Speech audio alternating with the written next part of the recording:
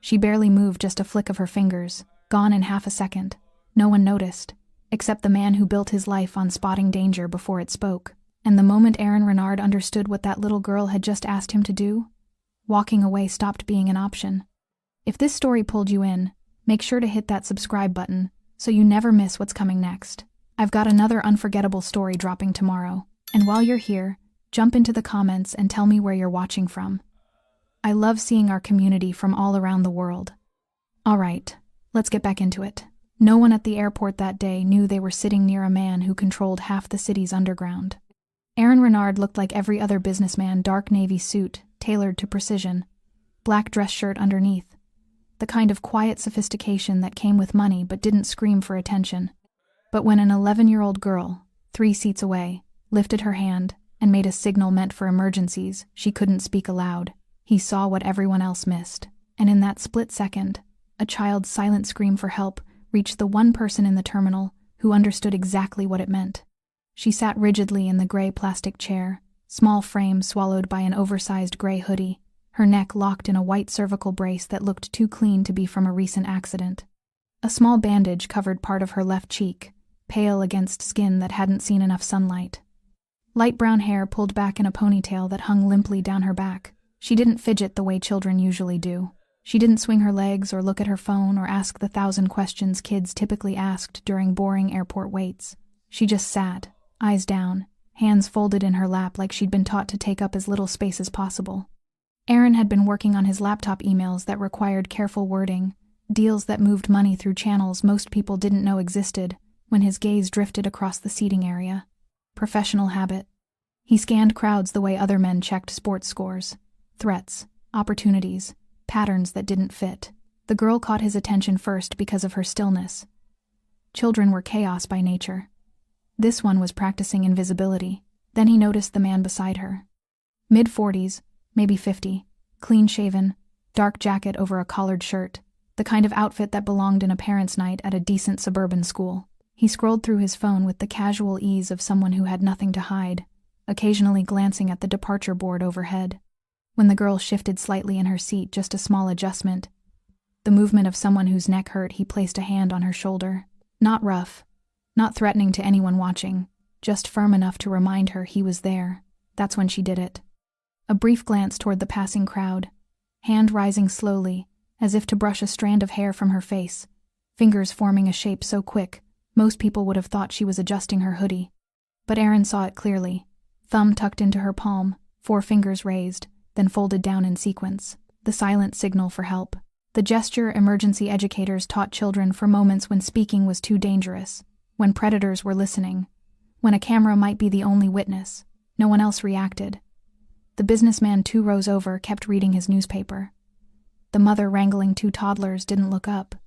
The gate agent made another boarding announcement for a flight to Denver that no one seemed to hear, but Aaron Renard saw it, and the moment he did, everything else in the terminal, the noise, the movement, the hum of ordinary life continuing around him, fell away into background static. He knew the truth was far worse than it appeared. Aaron didn't believe in accidents.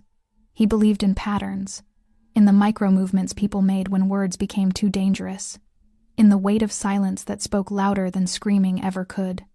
At 38, he'd built an empire by reading what others overlooked, the nervous glance across a negotiation table, the hesitation before signing a contract, the moment someone decided whether to run or comply.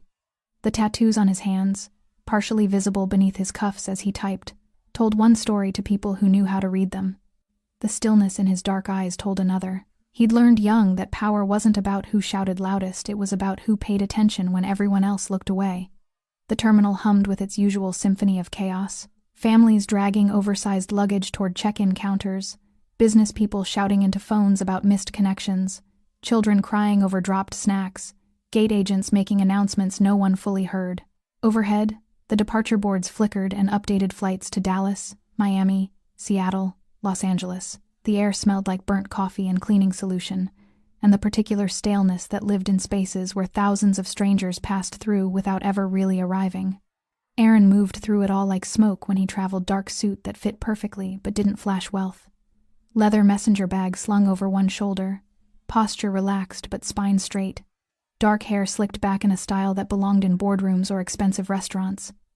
To the mother wrestling a stroller past his seat, he was just another corporate traveler. To the TSA agent scanning the crowd near the security checkpoint, he was background noise. To the elderly couple asking a gate agent for directions, he was invisible. That's exactly how he preferred it. Men in his line of work stayed alive by being forgettable, by blending into crowds so seamlessly that witnesses couldn't describe them if asked. But beneath that carefully constructed anonymity lived something else. A system trained to detect predators, because Aaron Renard had spent 30 years in rooms with the worst humanity had to offer. He knew how monsters dressed. He knew how they smiled. He knew how they controlled victims without ever raising their voices. And the man sitting 3 seats away, looking for all the world like a concerned guardian helping an injured child through a difficult travel day, had every single tell. The girl's posture, the mechanical way she responded when he spoke to her, the fact that she hadn't made eye contact with anyone not once since Aaron had noticed her 20 minutes ago, the neck brace that looked like a prop, the bandage that seemed strategically placed to explain away questions. Aaron's fingers had stopped moving across his keyboard. The email to his attorney in Brooklyn could wait.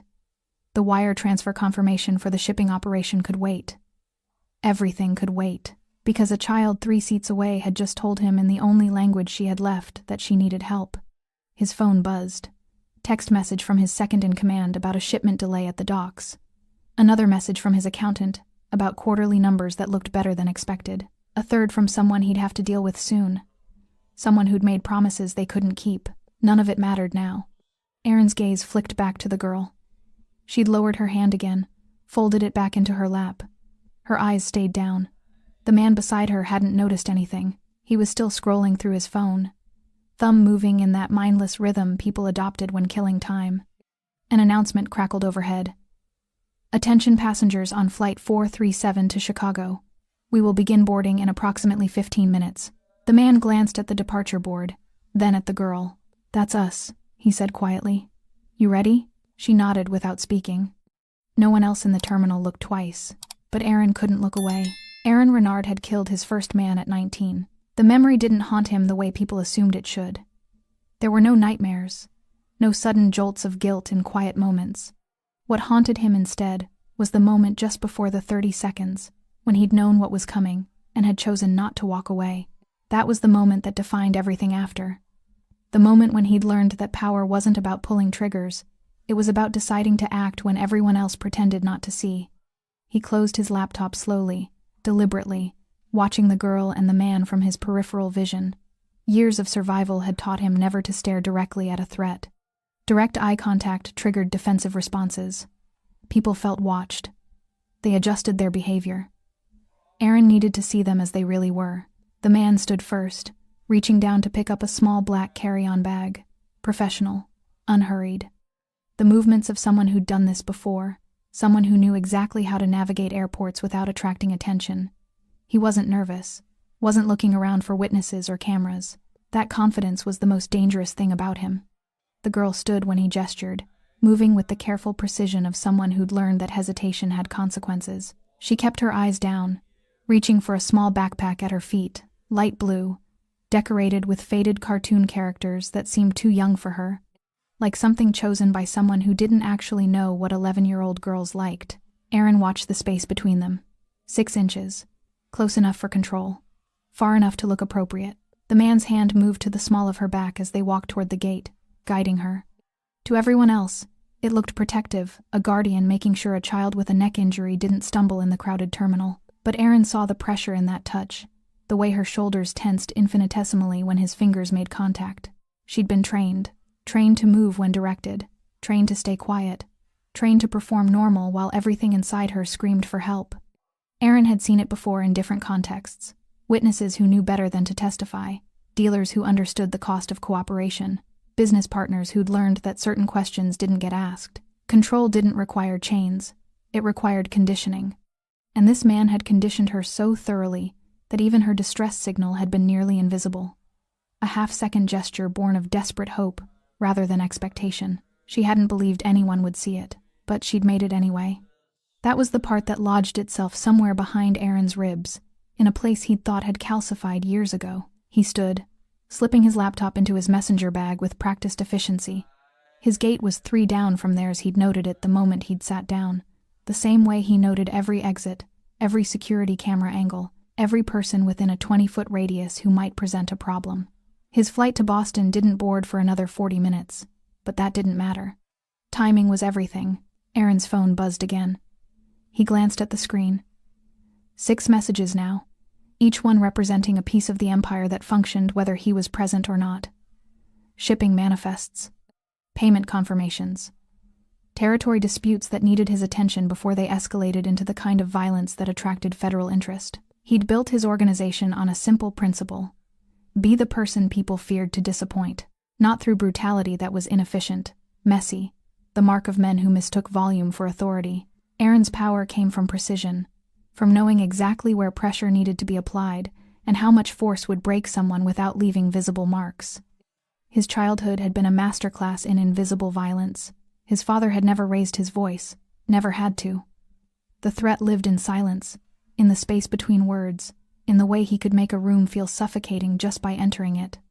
Aaron's mother had learned not to flinch, not to react, not to give him the satisfaction of visible fear. She'd taught Aaron the same lesson: how to disappear inside himself, how to read danger before it announced itself, how to survive by becoming whatever the moment required. She died when Aaron was 12. Heart attack, the doctors said. Stress, they suggested carefully, in the way doctors did when they suspected but couldn't prove. No one had investigated further. No one had asked the right questions. People had noticed neighbors, teachers, the woman from child services who'd shown up once and left satisfied with his father's explanations. But noticing wasn't the same as acting, and in the end, everyone had decided that what happened in their house wasn't their problem. Aaron had learned the lesson well. The world only helped people who could scream loud enough to be heard, and some people had been taught that screaming only made things worse. He watched the girl disappear into the boarding line, the man's hand still resting on her back. Watched how she moved small steps, controlled breathing visible even from 20 feet away, the posture of someone conserving energy because she didn't know when she'd need to survive the next thing. Aaron could walk away, should walk away. This wasn't his world. He trafficked in money and influence and strategic violence. Not whatever nightmare this child was living through. Getting involved meant exposure, questions, attention he couldn't afford. His organization thrived in shadows. Heroes operated in daylight, and Aaron Renard was not a hero, but he also wasn't the kind of man who ignored patterns. The girl's neck brace was too clean, the bandage too deliberately placed, the man's documentation too perfect. Aaron had spent 20 years identifying people who built believable lies, and this was a professional operation, the kind where someone had thought through every detail, anticipated every question, created a story that would satisfy casual observation, which meant authorities would be useless. The system required evidence, required complaints, required victims willing to speak, and witnesses willing to testify. This girl had been trained to provide none of those things. If Aaron called airport security now, she'd recite whatever story she'd been taught. The man would produce documentation that checked out. They'd board their flight and disappear into whatever hell waited on the other side. And Aaron would spend the rest of his life knowing he'd let it happen. His jaw tightened. He pulled his phone from his pocket, opened an encrypted messaging app, and typed 4 words to his head of security. Need deep background. Urgent. Then he took a photo, subtle, angled to look like he was checking his messages, capturing the man's profile as he handed boarding passes to the gate agent. Aaron believed in patterns, believed in the weight of a glance, in the space between words where truth lived and lies died. And he believed that some decisions defined you more than others. This was one of them. The gate agent was young, mid-20s, with the kind of practiced smile that came from repeating the same phrases 500 times a day. She scanned the boarding passes, glanced at the man's ID, then looked down at the girl. "And how are you feeling today, sweetheart?" Her voice had that sing-song quality adults used with children they didn't actually know. "That neck brace looks uncomfortable." The girl's response came so quickly it couldn't have been natural. "I'm okay. It doesn't hurt too much anymore." 6 words, delivered with just enough inflection to sound believable, just enough eye contact to seem genuine, just enough of a small smile to suggest resilience rather than fear. It was perfect. Too perfect. The kind of answer that had been rehearsed until it became automatic, a script activated by specific triggers.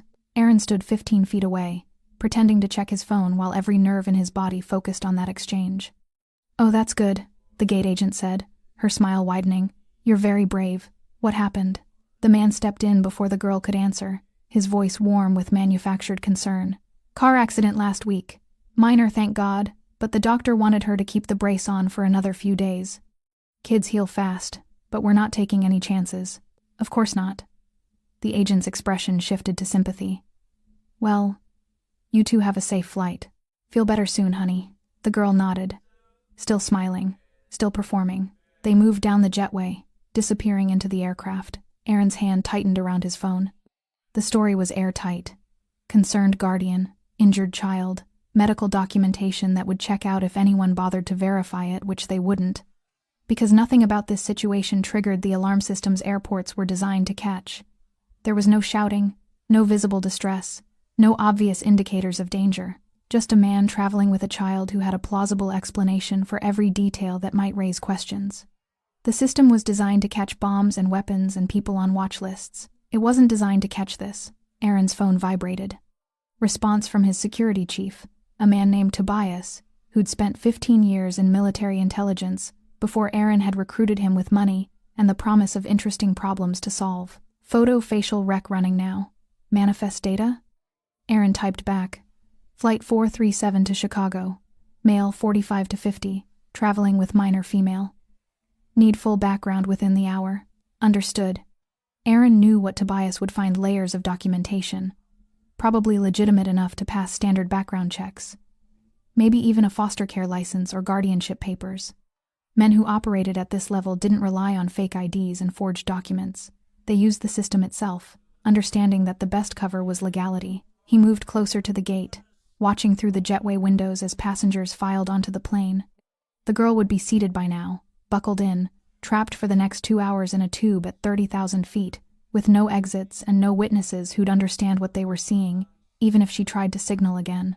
A family pushed past him, parents juggling a diaper bag and a toddler, the mother already looking exhausted before the flight had even boarded. Normal people with normal problems. The kind of stress that came from managing everyday chaos rather than surviving systematic harm. Aaron had never had a normal life, had never pretended to want one. Normal people built lives around mortgages and soccer practice and retirement plans. Aaron built his around power structures and leverage points, and knowing exactly where to apply pressure to make entire organizations bend to his will. But standing here, watching a little girl disappear into a situation he couldn't immediately control, he felt something he rarely allowed himself to feel. Helplessness. He could call airport security right now. Could pull rank using connections that reached into federal law enforcement. Could manufacture a reason for that plane to be held, for those passengers to be delayed, for that man to be questioned, and it would accomplish nothing. The girl would deny everything. She'd been trained to. Her responses were automatic now, embedded so deeply that even under pressure she'd perform exactly as she'd been taught. The man would present documentation. Airport security would find nothing actionable. And afterward, when they were released and allowed to continue their journey, that man would know someone had noticed. He'd know the girl had signaled. And whatever consequences waited for her would be worse than anything Aaron's intervention had prevented. That was the trap. The same trap that had kept Aaron's mother silent for years. The same trap that had taught Aaron at 12 years old that sometimes the system designed to protect people was actually the thing that kept them imprisoned. Because calling for help required believing help would come. And when help didn't come, or worse, when it came and failed, the message was clear. You're on your own, and trying to escape only makes it worse. Aaron's boarding group was called. He moved toward the gate with the rest of the passengers, his mind already 3 steps ahead. Chicago wasn't a dead end. Chicago was information. Once he knew where they were going after they landed, he could position resources, establish surveillance, build a complete picture of who this man was and what infrastructure supported him. This wasn't a random predator. Random predators were sloppy, impulsive, easy to identify because their patterns were chaos. This was organized, professional, which meant there were others involved, people who provided documentation, covered tracks, created the legal framework that made this appear legitimate. An operation this clean required money and connections. Aaron had both. And he had something else most people lacked: the willingness to operate outside every system that had failed this girl. He handed his boarding pass to the gate agent, a different one now. Older, less interested in small talk. She scanned it without looking up. "Thank you, Mr. Renard. Enjoy your flight."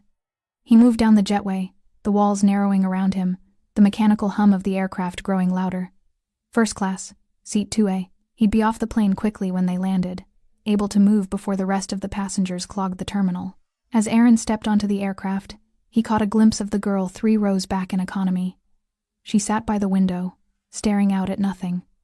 The man sat in the aisle seat, already absorbed in his phone. She looked small. Alone despite not being alone. Aaron found his seat, stored his bag, and settled in with the practiced efficiency of someone who flew 100 times a year. The flight attendant offered him water. He accepted, buckled his seatbelt, pulled out his phone to set it to airplane mode. One last message to Tobias before the signal died. "This isn't a request. Find everything." The response came immediately. Already on it. Aaron powered down his phone and looked out the window at the tarmac, at the normal machinery of air travel continuing its normal operations while something terrible sat 3 rows behind him, hidden in plain sight. He wasn't walking away, but he also wasn't calling the police. Some problems required different solutions. The plane leveled off at cruising altitude, and Aaron stared at the clouds outside his window, seeing nothing. Walking away would be easy. The thought arrived with the clarity of truth, undressed by justification or pretense.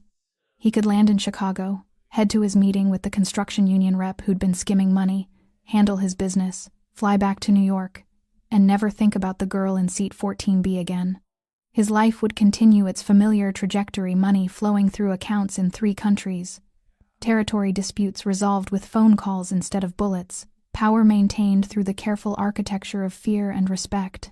No one would blame him. No one would even know he'd noticed. The rational part of his brain, the part that had kept him alive for 38 years, was already building the argument. He wasn't responsible for every child in danger. Couldn't be. There were thousands of them, tens of thousands, suffering in ways he'd never see and couldn't prevent. Getting involved meant exposure, risk, complications his organization couldn't afford. The FBI had been circling his operations for 2 years, looking for the one mistake that would give them leverage. Playing hero was exactly the kind of mistake that drew attention. And for what? One child he didn't know, in a situation he didn't fully understand, with variables he couldn't control. The flight attendant passed by offering drinks. Aaron asked for whiskey. Neat. She returned with it moments later. Maker's Mark. Decent enough for 30,000 feet. He sipped it slowly, feeling the burn settle in his chest, trying to convince himself that logic mattered more than the image burned into his memory of a little girl's hand forming a shape no child should have to learn. But logic was losing. Because Aaron remembered being 7 years old and standing in the kitchen doorway watching his father's hand close around his mother's wrist. Not hard enough to leave marks. Never hard enough to leave marks. Just pressure, just control, just a reminder of who decided things in their house. His mother hadn't cried, hadn't pulled away. She just stood there, frozen in that terrible stillness Aaron had later recognized in soldiers suffering from shell shock, in hostages after ransom negotiations, in people whose survival depended on becoming less than human. Aaron had stood in that doorway for maybe 10 seconds before his father noticed him. "Go to your room." He'd gone. Of course he'd gone. He was 7. But he remembered thinking someone should do something, should call someone, should make it stop. The next day at school, his teacher had asked if everything was okay at home.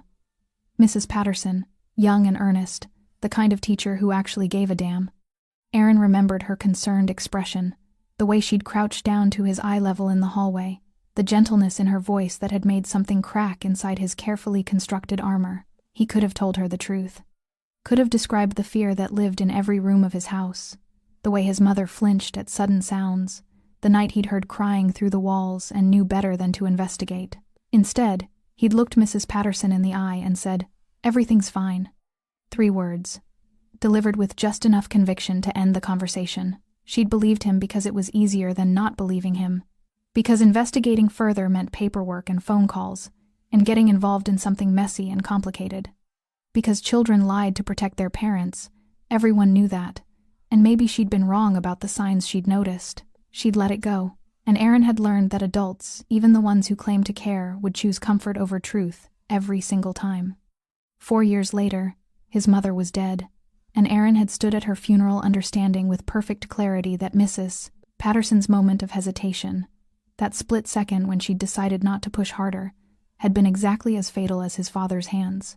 The whiskey in Aaron's glass caught the overhead reading light, amber liquid trembling slightly with the aircraft's vibration. He drained it. He could still walk away, could land in Chicago, disappear into the terminal, let the girl and her captor fade into the background noise of his criminal enterprise. No one would ever know he'd been the person who saw her signal and chosen to do nothing, except he'd know. And that was the problem with memory. It didn't care about logic or self-preservation or the 100 rational reasons why involvement was a mistake. Memory just replayed moments on an endless loop, showing you who you'd been and asking if you'd learned anything since. Aaron pulled out his phone, turned off airplane mode long enough to check messages despite the flight attendant's announcements. The connection was weak but present. 2 new messages from Tobias. The first was clinical. Facial recognition hit. Robert Kieran, 47, Chicago resident, foster care license active, 3 placements in last 2 years, all girls aged 9 to 12. Clean background check. No priors. The second message was shorter.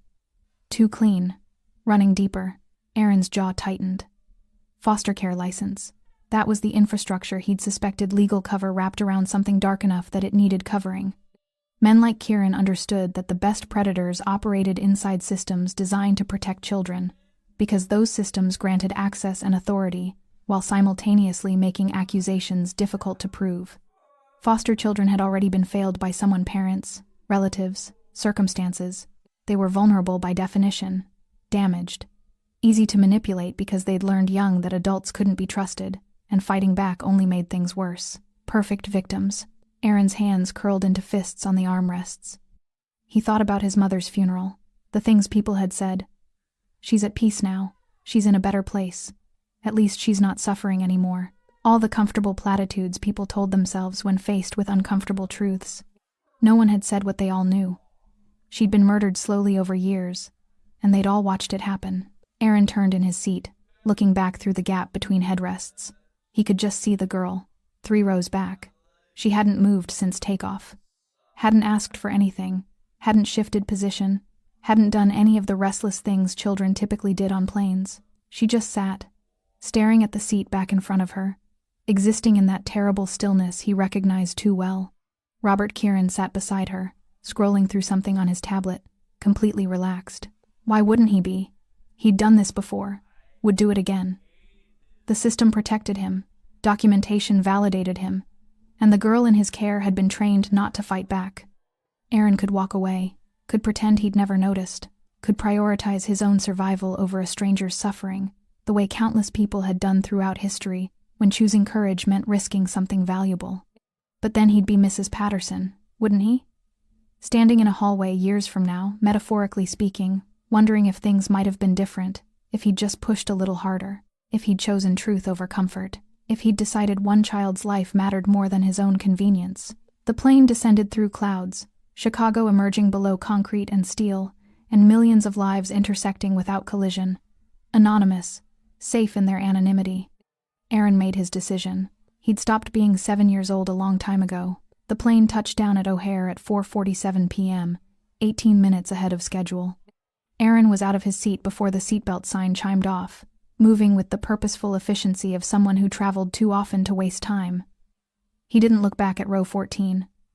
Didn't need to. Robert Kieran and the girl would deplane with everyone else, and Aaron would be 3 steps ahead by then. His phone powered on as he strode through the jetway. Notifications flooding in messages, emails, the constant pulse of an empire that required feeding. He ignored all of it, except the string of texts from Tobias. The first message made him slow his pace. Kieran's foster placements. First girl, Maya Rodriguez, 9, placed 8 months ago. Lasted 6 weeks. Removed by state after behavioral issues. Currently in group home. Second message. Second girl, Jennifer Park, 11, placed 4 months ago. Lasted 3 weeks. Returned to state care. Cited inability to adjust to household structure. Third message. Current placement. Lily Simon, 11, in Kieran's care for 7 weeks. No incident reports filed. Aaron's jaw clenched as he moved through the terminal, weaving between slower travelers with the predatory grace that had earned him his reputation. 7 weeks. long enough to establish control, long enough to break down whatever resistance a traumatized child might have had. The pattern was clear now, obvious in the way only hindsight made things obvious. Kieran cycled through foster children quickly, discarding them once they became too difficult to manage or too likely to speak up. The system marked it as failed placements, natural incompatibility, the unfortunate reality that not every match worked out. No one looked deeper, because no one wanted to find what looking deeper might reveal. Aaron reached the main terminal and positioned himself near a column with clear sightlines to the arrival gates. Passengers from his flight began streaming past the family with the toddler, the businessman who'd sat across the aisle, the elderly woman who'd needed help with her bag. Normal people returning to normal lives, completely unaware that something monstrous had traveled among them. Then he saw them. Kieran emerged from the gate with Lily slightly behind him, his hand resting on her shoulder with that same practiced guidance that looked protective from any angle. They moved toward baggage claim, blending seamlessly into the crowd. Aaron followed at a distance, 40 feet back, using other travelers as cover while maintaining visual contact. His phone buzzed. Tobias again. Tracked Kieran's vehicle registration. 2019. Honda CR-V, silver. Parked in Economy Lot C, Section 4B. License plate Alpha Hotel, 732 Mike, Quebec. Aaron typed back with one hand while walking. Current location of previous placements? The response came within seconds. Both still in state system. Addresses attached. Flagging something else, Kieran's bank records show regular deposits. $2,500 monthly, source coded as consultant fees, from LLC registered in Delaware. Shell company, can't trace owner yet. Aaron's mind assembled the pieces with the cold precision he applied to criminal enterprises. This wasn't just a predator operating alone. Someone was paying Kieran. Which meant there was infrastructure, financial backing, legal protection, possibly others involved in procurement or distribution. This was organized, which meant it could be dismantled, but not by going to police. The Chicago field office would require evidence, search warrants, probable cause, testimony from victims who'd been trained to recant. Even if Aaron could convince them to investigate, unlikely. Given his own criminal status, the process would take weeks, months. And Kieran would vanish the moment he sensed official scrutiny, taking Lily with him into whatever network had backed his operation. No. This required a different approach. Aaron watched Kieran and Lily reach the baggage carousel, standing apart from the other passengers. Kieran checked his phone. Lily stood motionless, staring at nothing. That terrible stillness Aaron had seen on the plane, persisting even now in the bustle of baggage claim. Another message from Tobias. Getting vehicle tracking device to your location. Courier 10 minutes out. Black sedan, north exit. Aaron moved toward the exit, keeping Kieran in his peripheral vision. The baggage claim's fluorescent lights cast everything in harsh relief. Tired travelers, crying children, the mechanical grind of luggage carousels, ordinary misery, the kind everyone tolerated because it was temporary. Lily's misery wasn't temporary, unless Aaron made it so. He stepped outside into Chicago's autumn air, cooler than New York had been, the smell of jet fuel mixing with exhaust from taxis and rideshares crowding the pickup lanes. His courier arrived exactly on schedule, a black Mercedes sedan that pulled to the curb with practiced precision. The driver's window lowered. Mr. Renard. The courier was young, maybe 25, with the alert eyes of former military. Another of Tobias's recruits. GPS tracker, adhesive mount, battery life 14 days. Magnetic case for vehicle undercarriage. Good. Aaron took the small device no bigger than a credit card, slim enough to hide in a palm. Wait here. I may need transport. Yes, sir. Aaron returned inside, moving through the terminal's current of humanity, until he found a position near the elevator banks that led to the parking structures. Kieran and Lily appeared 5 minutes later, Kieran pulling a single rolling suitcase while Lily carried her small backpack. They entered an elevator marked economy parking. Aaron took the next one up. The economy lot stretched across 3 levels of concrete and exhaust-stained pillars. Aaron emerged on level C, section 4B, and spotted the silver CR-V immediately 3rd row, end space, chosen for quick exit. Kieran's tactical thinking. He understood how to minimize exposure. Aaron approached from the blind side, phone to his ear as though on a business call. Just another traveler, dealing with just another crisis, that couldn't wait until he got home. He walked past the CRV, paused beside it as though checking something on his phone, and in one smooth motion pressed the GPS tracker against the undercarriage near the rear wheel well. The magnetic mount clicked softly. Invisible unless someone knew to look. He kept walking, circling back through an adjacent row until he found a position with clear sightlines. 2 minutes later, Kieran and Lily reached the vehicle. Kieran loaded the suitcase in the back while Lily climbed into the rear passenger seat, buckling herself in with mechanical precision. The CRV pulled out, navigating the parking structure's turns and exits. Aaron was already moving toward his courier's Mercedes. "Follow the silver Honda," he said, sliding into the back seat. "Stay 3 cars back. Don't lose them." "Understood." They merged into O'Hare's departure traffic, the CRV visible ahead in the stream of brake lights and turn signals. Aaron's phone buzzed continuously, messages from his attorney, his accountant, his lieutenant handling the union situation. He ignored them all, focus narrowing to a single objective. Find where Kieran lived. Find where Lily was being kept. Find every pressure point in this man's carefully constructed life. This wasn't rescue yet. This was reconnaissance. The difference between amateurs and professionals was patience, the willingness to gather intelligence, identify vulnerabilities, build leverage before making a move. Aaron had built an empire on patience, and he was about to use every lesson that empire had taught him. The CRV headed west on I-90, away from the city center, toward suburbs that sprawled in neat grids of residential streets and shopping centers. Normal neighborhoods, the kind where people mowed lawns and walked dogs and never suspected what lived 3 houses down. Aaron's courier maintained distance, professional and invisible. They drove for 23 minutes before the CRV took an exit toward a town called Schaumburg. Subdivision streets, 2-story homes with attached garages, the comfortable anonymity of middle-class America. The CRV turned into a driveway. 847 Maple Ridge Court, a beige house with brown shutters, neatly trimmed lawn, a basketball hoop in the driveway. It looked exactly like every other house on the block. Perfect camouflage. "Drive past," Aaron instructed. "Circle the block. I want to see the full property." The courier complied. Aaron noted everything: the fence line, the neighboring houses, the sight lines from the street, the lack of visible security cameras. Kieran felt safe here, comfortable, protected by normalcy and the system's willful blindness. That was about to change. Aaron's phone was already open, fingers moving across the encrypted messaging app. Target location confirmed. Need full surveillance package, property records, utility usage patterns, security system details, everything. Tobias responded immediately. 6 hours. Aaron leaned back against the leather seat, watching the subdivision roll past.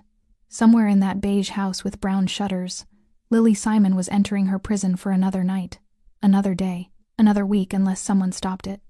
Aaron intended to be that someone, but not yet. Not until he knew every variable, every risk, every possible outcome. Predators like Kieran thrived because they understood systems. Aaron was about to teach him what happened when someone understood systems better. 36 hours later, Aaron sat in a rental car parked 2 blocks from 847 Maple Ridge Court, watching surveillance feeds on a tablet that showed 4 different angles of Kieran's property. Tobias had delivered everything: property records showing Kieran owned the house outright, utility patterns indicating 2 occupants, the absence of a security system beyond basic door locks, neighbors who kept to themselves, a landscaping service that came Thursdays, a mail carrier who delivered at 2 p.m., and most importantly, Kieran's routine. Morning drop-off at Fairfield Elementary, where Lily was enrolled in 6th grade. Kieran worked from home. The shell company that paid him listed his address as its office. Afternoon pickup at 3:15 p.m. Groceries on Tuesdays. Everything scheduled, controlled, predictable. Predators loved routines. Routines meant control.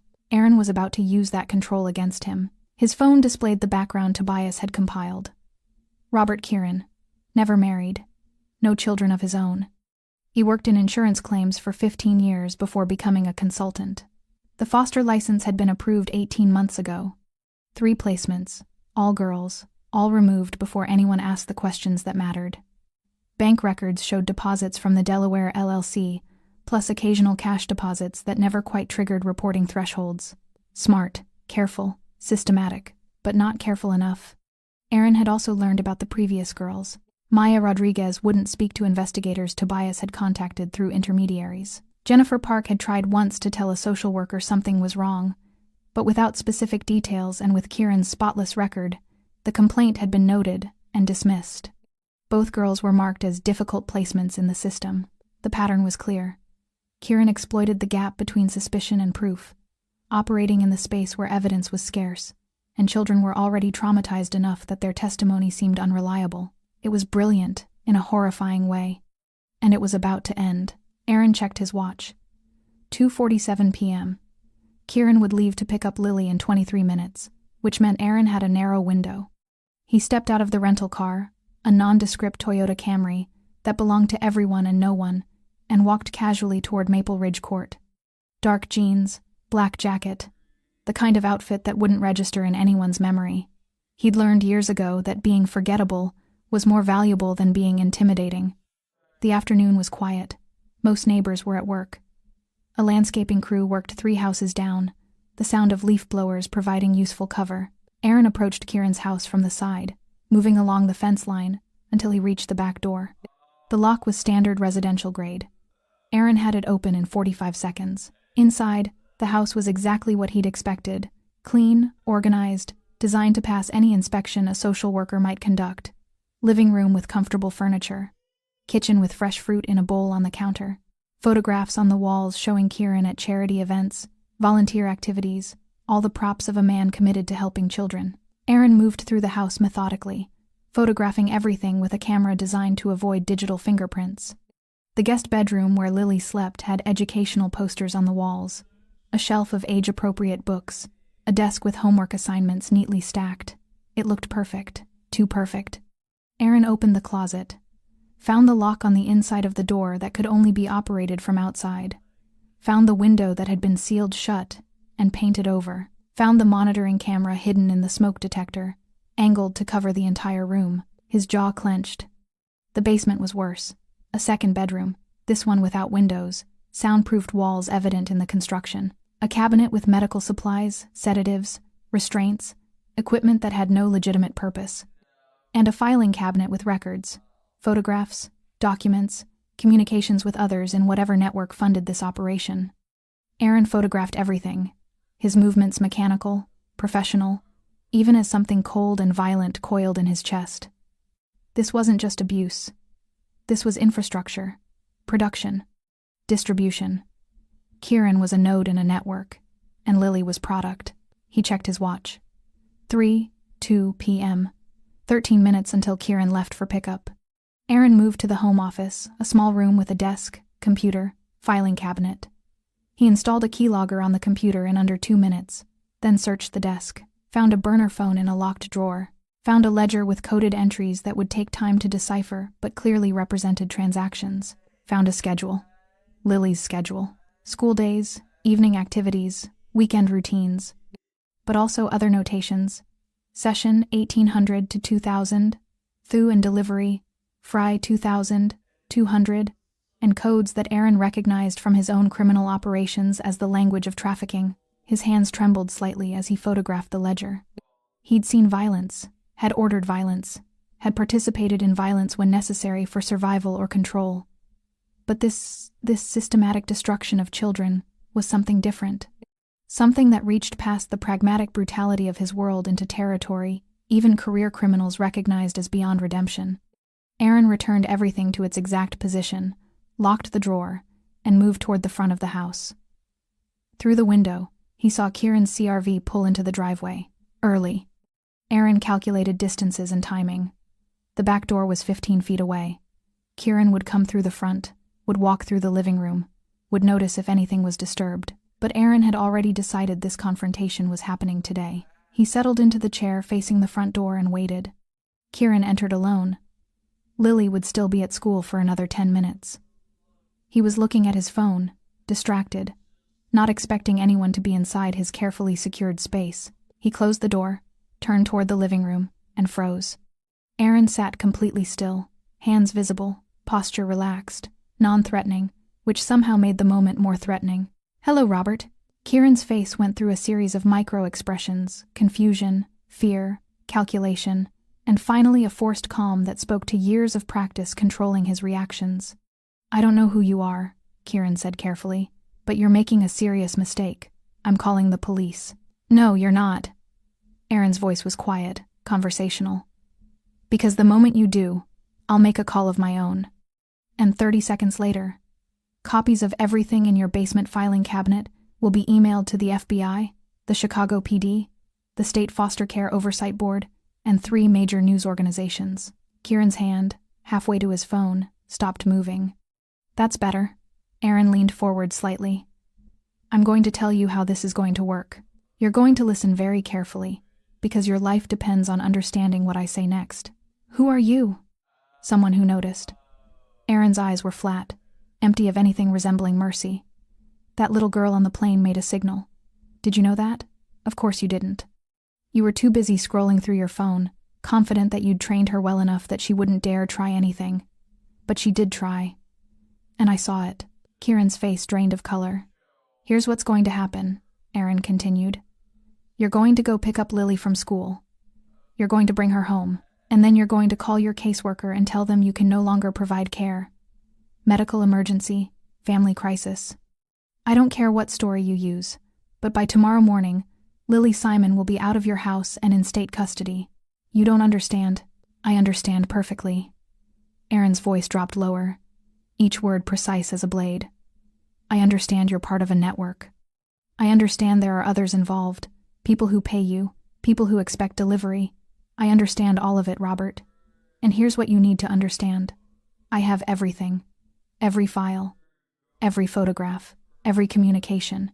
Every transaction in that ledger you keep in your office drawer. Kieran's breathing had gone shallow. You have a choice, Aaron said. Walk away from this, from Lily, from whatever network you're part of, from all of it, and I'll let you disappear. Change your name, leave the state, start over somewhere else where no one knows what you are, or refuse, and I'll destroy you so completely that you'll spend the rest of your life in a cell with people who know exactly what you did to children. They'll kill me, Kieran whispered. The people I work for, if I just walk away. That's not my problem. Aaron stood, buttoning his jacket. But I'll tell you this. I'm far more dangerous than whoever you're afraid of. Because they need you functional. I don't need you at all. He moved toward the door, then paused. You have 24 hours. Lily goes back into state care. Clean transfer. No incidents. If anything happens to her, if she's harmed, if she disappears, if there's any indication you've tried to run with her, I won't call the police. I'll handle it personally.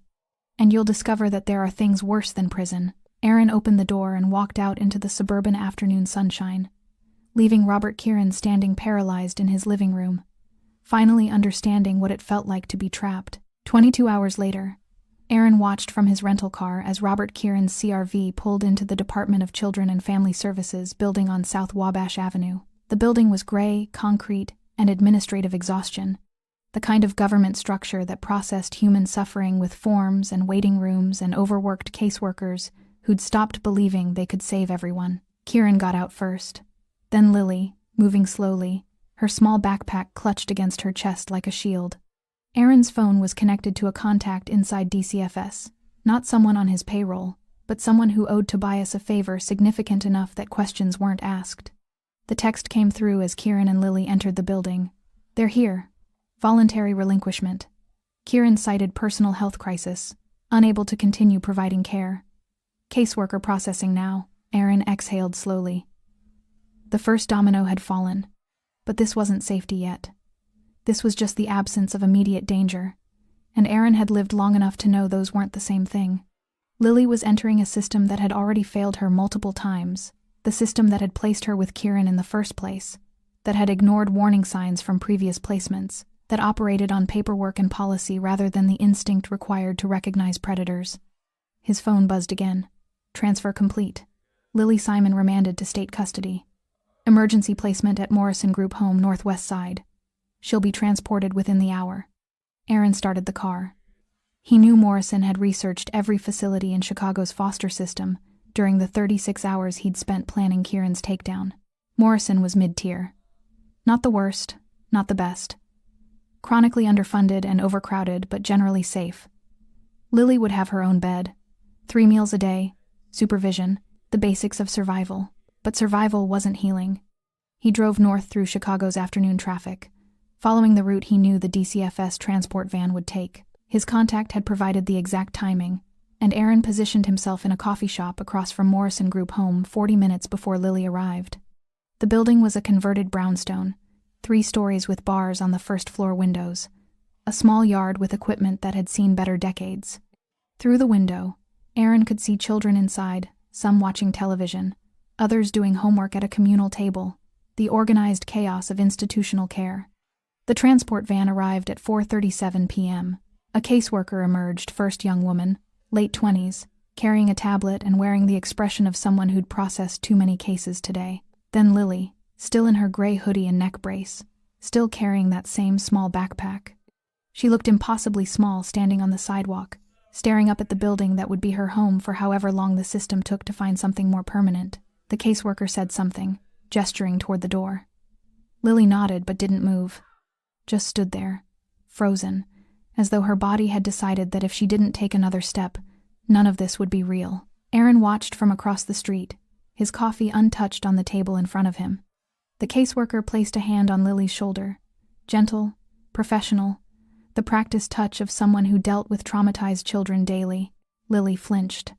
The caseworker didn't seem to notice, or perhaps had noticed so many flinches that they'd stopped registering as significant. They went inside. Aaron sat in that coffee shop for another 3 hours, watching the brownstone as afternoon faded into evening. Lights came on in the windows. Dinner happened. Children moved between rooms. The mundane machinery of institutional care continued its operations. At 7:45 p.m., his DCFS contact sent another message. Intake complete. Medical eval scheduled for tomorrow. Therapist appointment Friday. She's been assigned a room on the 2nd floor, shared with one other girl. Didn't speak during processing. Caseworker noted, significant trauma presentation. Aaron typed back. Her belongings? What she came with. Backpack. Couple changes of clothes. Nothing else. Aaron closed his eyes briefly. 11 years old, and everything she owned fit in a backpack. The arithmetic of abandonment calculated in pounds of possessions. He left the coffee shop and walked 3 blocks to a Target, moved through the aisles with purpose, selecting items with the same precision he applied to criminal operations. Clothing in what he estimated was Lily's size, toiletries, a new backpack with a design that seemed age-appropriate, books, art supplies, a stuffed animal that sat on a shelf looking less institutional than the others. At the register, the cashier, a teenager working an evening shift, rang up the items with practiced disinterest, then paused at the stuffed animal, a small gray elephant with embroidered details. "This is really cute," she said, making conversation. "Birthday present?" "Something like that," Aaron replied. He paid cash, carried the bags back to his car, and drove to a shipping store that stayed open late. Boxed everything carefully, addressed it to Morrison Group home with attention to Lily Simon, and paid for next-day delivery. The clerk accepted the package without comment. Just another box, another delivery, another transaction in a city that processed millions of them daily. Aaron returned to his car and sat in the parking lot, hands on the steering wheel, staring at nothing. He'd done it, extracted Lily from immediate danger, applied pressure precisely where needed, used leverage and fear to dismantle Kieran's operation without violence or police involvement. It had been efficient, professional, the kind of strategic intervention his organization excelled at. So why did it feel incomplete? Because she was still afraid, he realized. Still alone. Still trapped in a system that would process her trauma through therapy appointments and case reviews and placement assessments, while missing the fundamental truth. She was a child who'd learned the world was dangerous, and adults were threats, and asking for help only made things worse. The neck brace was fake, but the injury wasn't. It just wasn't physical. Aaron's phone rang. Tobias. "Kieran's on the move," his security chief said without preamble.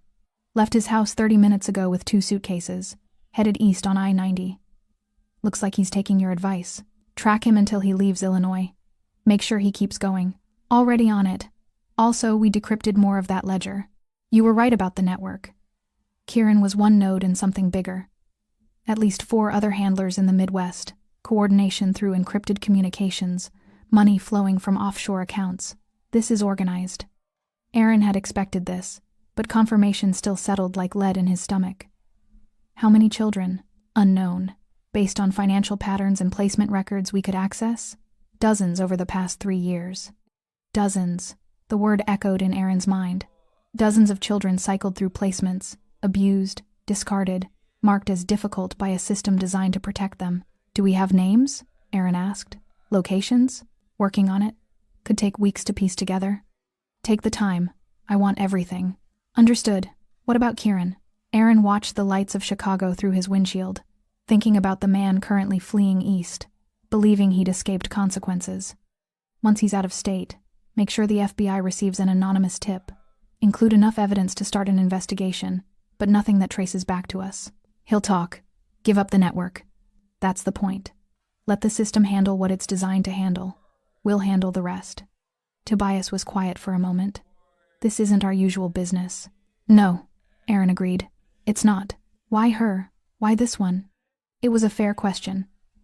Aaron had witnessed countless crimes, ignored most of them, participated in some. His empire was built on moral compromise and strategic violence. Saving one child didn't align with anything his organization stood for. But he remembered being 7 years old in a doorway, remembered his teacher's moment of hesitation, remembered his mother's funeral and the comfortable platitudes. Because someone had to, Aaron said finally, and I was the one who saw. He ended the call and drove back toward his hotel, the Chicago skyline glittering in the distance. Somewhere in that city, Lily Simon was falling asleep in an unfamiliar bed, surrounded by unfamiliar sounds, in a place that promised safety without guaranteeing it. Tomorrow, a package would arrive. Small comfort in the arithmetic of trauma, insufficient compensation for what had been taken from her, but it was something. And Aaron had learned that sometimes something was where healing began, not in grand gestures or complete solutions, but in the accumulation of small proofs that maybe, possibly, the world contained people who noticed suffering and chose to act, even if those people were the last ones anyone expected to care. 3 days after Lily's placement at Morrison Group Home, Aaron received a call from his DCFS contact at 6:47 a.m. He was already awake, sitting in his hotel room reviewing financial reports that should have demanded his full attention but didn't. She's not talking, the contact said. Medical evaluation found old injuries consistent with restraint and confinement. Therapist tried 2 sessions. Lily just sits there, completely silent. Won't even confirm her own name. Aaron set down the report. Is she eating? Barely. Picks at food. Doesn't interact with other kids. Just sits in her room staring at the wall. A pause. She kept the elephant, though, from that package you sent. Sleeps with it every night. Something tightened in Aaron's chest. What do the doctors say? Severe trauma, trust issues, possible selective mutism. They're recommending intensive therapy, but that takes time, and funding the state doesn't have. She'll probably get 1 session per week if she's lucky. Standard protocol for the system. Standard protocol. The words tasted like ash. Keep me informed, Aaron said. Will do. And thank you. For whatever you did to get her out of Kieran's house. I've seen the preliminary reports. What that man was doing. The contact's voice faltered. People like you don't usually care about people like her. Aaron ended the call without responding to that. People like you. As if caring had a demographic, a profile, a set of qualifications. As if morality operated on a balance sheet where enough sins on one side negated any good on the other. He stood, walked to the window overlooking Chicago's morning traffic. Somewhere in this city, Lily was waking up in a group home, surrounded by strangers, still wearing the psychological armor that had kept her alive in Kieran's house. That armor wouldn't come off easily, might never come off completely. Aaron understood that. Had his own armor, forged in a different kind of hell but serving the same purpose. His phone buzzed with business that couldn't wait, a shipment delayed at the port, a territory dispute in Brooklyn requiring his attention, the construction union representative finally ready to negotiate. Real life, demanding he return to it, demanding he remember that saving one child didn't change who he was or what he'd built his life around. But something had shifted. He couldn't name it precisely, couldn't point to a specific moment when the shift had occurred. Maybe it was watching Lily make that signal on the plane, her hand moving in desperate hope that someone would understand. Maybe it was confronting Kieran and seeing fear in the eyes of a man who'd thought himself untouchable. Maybe it was simpler than that. Maybe it was just the recognition that power meant nothing if it only served power. Aaron made a decision. He called Tobias. The network Kieran was part of. You said there were other handlers. At least 4 confirmed. Possibly more. I want locations. Full surveillance packages on each one. Everything we did for Kieran, replicate it. Silence on the other end. Then, that's a significant resource commitment. We're talking weeks of investigative work, personnel allocation, expenses that don't generate revenue. I'm aware. This isn't our business. It is now. Aaron's voice carried the tone that ended discussions. You have your orders. Understood. I'll need authorization to bring in additional contractors. You have it. Whatever you need. This is priority 1. Another pause. The organization won't understand this. Using resources for something that doesn't benefit the bottom line. Then I'll explain it to them. Aaron looked out at the city, at the anonymous buildings housing anonymous suffering. We operate in shadows because the system doesn't reach there. Fine, but that means we see things the system misses. And what we see, we can choose to act on. Is this about the girl? This is about the fact that we have power and they don't. That's reason enough. He ended the call and immediately made another. This one to a lawyer he kept on retainer for legitimate business estate planning, corporate structures, the legal framework that made his less legitimate business possible. I need to establish a trust, Aaron said. Anonymous donor. Funds allocated for a specific minor currently in DCFS custody. Name is Lily Simon. The trust should cover private therapy, educational expenses, medical care, anything the state won't adequately provide. How much are we talking about? Start with $500,000. Structure it so the funds become available incrementally as she ages, with provisions for emergency access if needed. I want professional trustees managing it. No connection to me. That's unusually generous. Can you do it or not? I can do it. It'll take a few days to structure properly, ensure anonymity, establish the legal protections. Do it. Aaron spent the rest of the morning handling the business he'd been neglecting: conference calls with lieutenants, reviewing financial statements, authorizing payments and shipments, and the 1,000 small decisions that kept his empire functioning. By noon, he'd cleared enough immediate concerns that he could return to New York without everything collapsing in his absence. But he didn't book a flight. Instead, he drove back to Morrison Group home, parking across the street where he'd sat 3 days earlier. The brownstone looked the same: institutional, weary, trying its best with insufficient resources. Through the windows, he could see children moving through their afternoon routines, homework, chores, the structured existence of state care. He didn't see Lily. At 3:30 p.m., his DCFS contact sent a message. Update: Lily had her second therapy session this morning. Still not speaking, but therapist noted she's begun drawing. Dark imagery, concerning content, but it's communication. That's progress. Aaron read the message twice. Drawing. Communication through images instead of words, because words had been trained out of her, made dangerous, associated with punishment rather than help. He thought about his own childhood silence, the years he'd spent perfecting the art of revealing nothing because revelation meant vulnerability, and vulnerability meant more damage than he'd already sustained. Lily was learning the same survival skills he'd learned, which meant she'd carry the same scars. Unless someone interrupted that trajectory, Aaron wasn't a therapist, wasn't qualified to heal trauma or teach trust or undo the damage Kieran had inflicted, but he was qualified to remove obstacles, to apply resources where they were needed, to use power for something beyond maintaining power. He started the car and drove away from Morrison Group home, leaving Lily to her institutional afternoon, but carrying the weight of a promise he'd made to himself. This wouldn't be where her story ended. He'd extracted her from immediate danger, had dismantled the threat, had established financial resources for her future. Now came the harder part, ensuring that future was worth living. The flight back to New York left at 7. Aaron made it with an hour to spare, settling into first class with the same laptop he'd been working on when this had all started. When a little girl's hand had moved in a pattern no one else had noticed, everything had changed in that moment, and Aaron was beginning to understand that some changes couldn't be undone and shouldn't be. The coffee shop in Brooklyn was Aaron's preferred meeting location for business that required discretion but not secrecy. Neutral territory, public enough to prevent certain kinds of problems, busy enough that conversations disappeared into ambient noise. He sat by the window, reviewing quarterly reports on a tablet, when Tobias arrived carrying a folder that looked thicker than usual. Updates on the network, Tobias said, sliding into the opposite seat. Took 18 months, but we've systematically dismantled 4 operations similar to Kieran's. FBI prosecutions pending on 6 individuals, 3 already convicted. Estimated 23 children extracted from dangerous placements. Aaron nodded, not looking up from his tablet. Casualties? Minimal. 2 of the handlers tried to run, didn't make it far. 1 attempted to harm a child before apprehension. We intervened before contact occurred. Good. There's something else. Tobias opened the folder, slid a photograph across the table.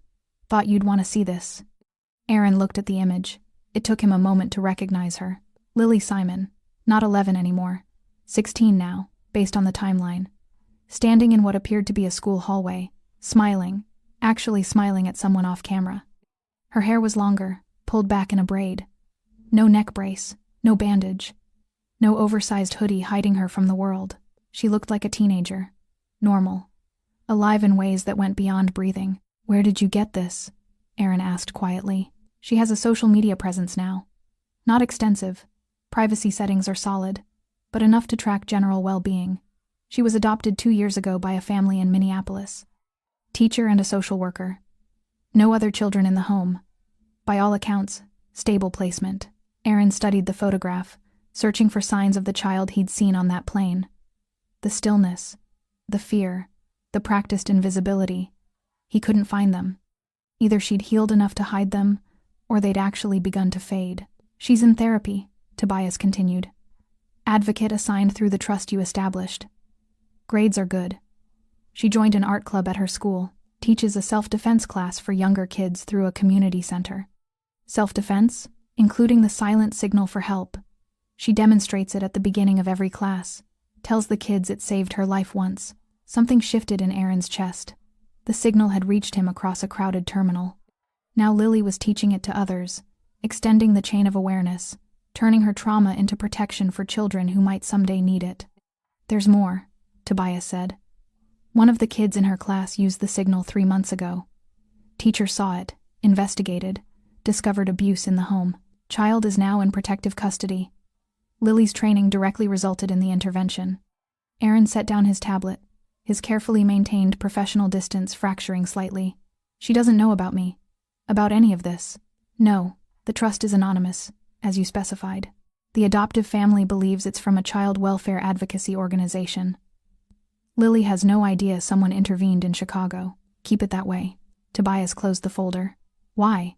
You saved her life. Changed her trajectory completely. Most people would want recognition for that. Most people didn't build their fortune on extortion and smuggling.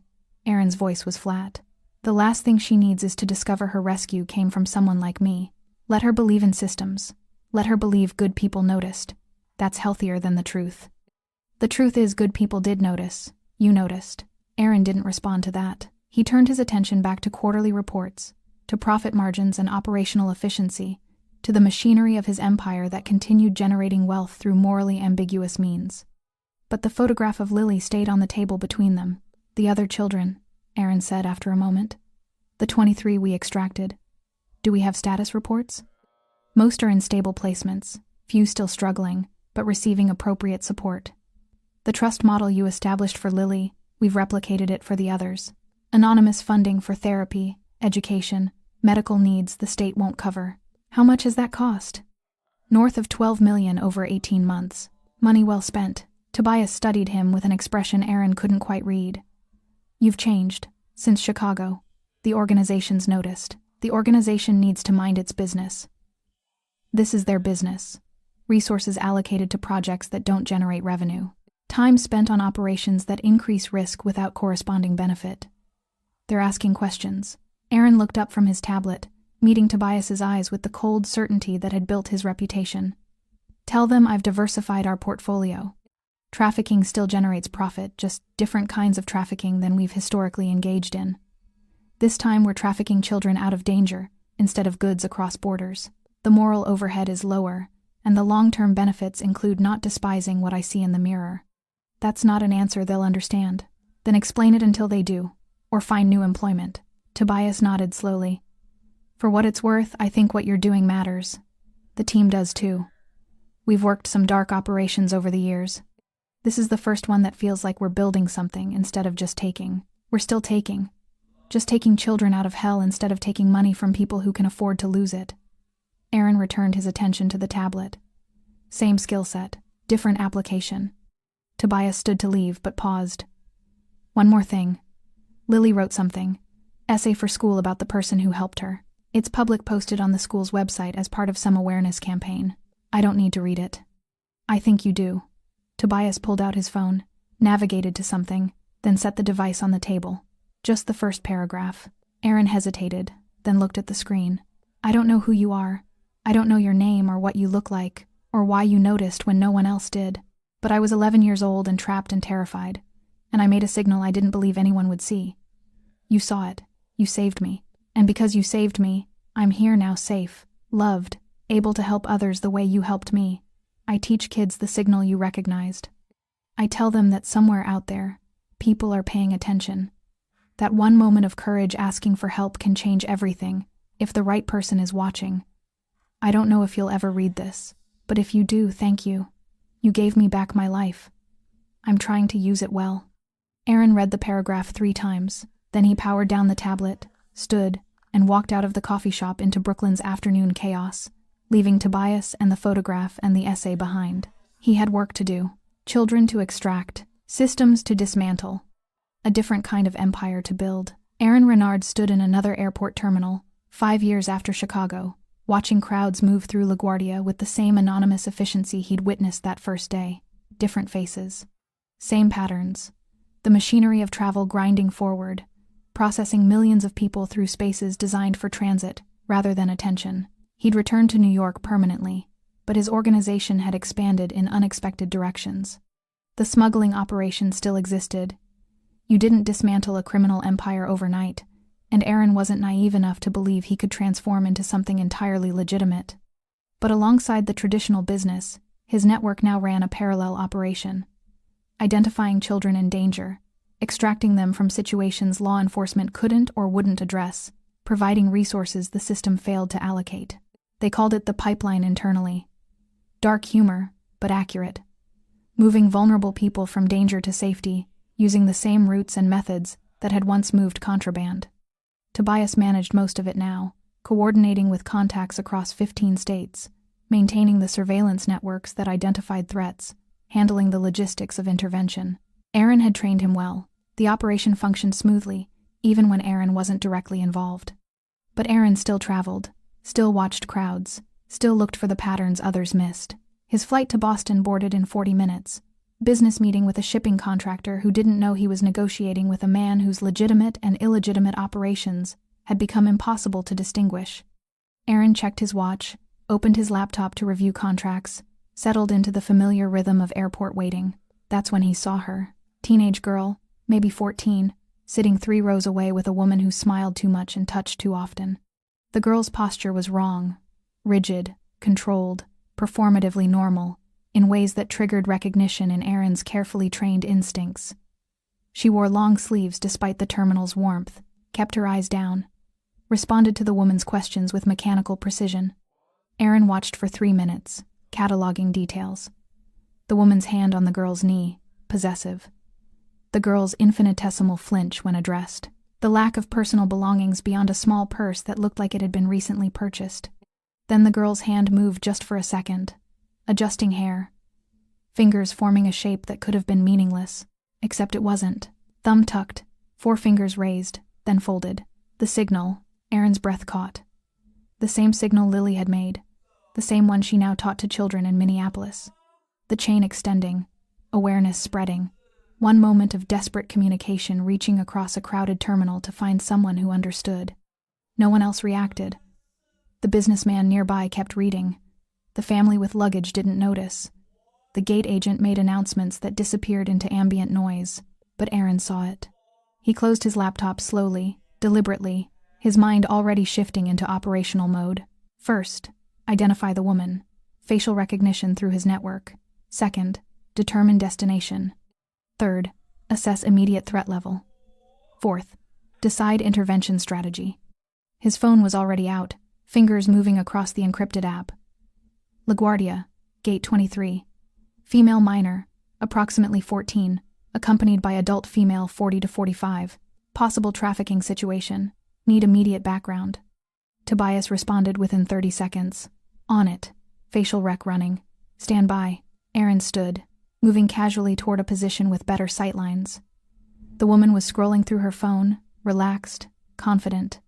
She looked like 1,000 other travelers, tired, slightly annoyed, waiting for a flight that would take her somewhere she'd probably rather not go. But Aaron had learned to see past surfaces. Learned that monsters rarely looked monstrous, that the worst predators wore the best disguises. His phone buzzed. Preliminary hit. Woman identified as Jennifer Krause, foster care contractor, licensed in New York and New Jersey. Multiple placements last 2 years. Pattern matches Chicago network. We've been tracking her. Aaron's jaw tightened. They dismantled Kieran's network, prosecuted handlers across 4 states, but apparently hadn't found everyone. Predators were adaptive. When one network collapsed, they built another. Another message. Flight manifest shows destination Newark. Do you want us to alert authorities? Aaron considered. Authorities meant the same system that had failed Lily, failed the 23 children his organization had extracted, failed countless others whose signals went unnoticed. Authorities meant paperwork and probable cause, and victims too traumatized to testify. He typed back, "No, I'll handle it," because this was what he did now. What his organization had evolved to do, operating in the spaces where law enforcement couldn't reach, using methods the system couldn't employ, achieving results that mattered more than legality. He watched the girl make the signal again, just a flicker of movement, a desperate hope that someone might understand, and Aaron understood. Understood that 5 years ago, a little girl's hand had moved across a terminal, and that movement had changed everything. Had redirected his empire toward something that almost resembled redemption, had taught him that power measured in dollars and territory meant nothing compared to power measured in lives protected. Lily was safe now, thriving, teaching others the signal that had saved her, and now that signal had reached another child to another witness who happened to be paying attention. The chain continued. Aaron pulled out his phone and made a call. "Tobias, I need a team at Newark Airport. Woman named Jennifer Krause will be arriving in approximately 90 minutes with a minor.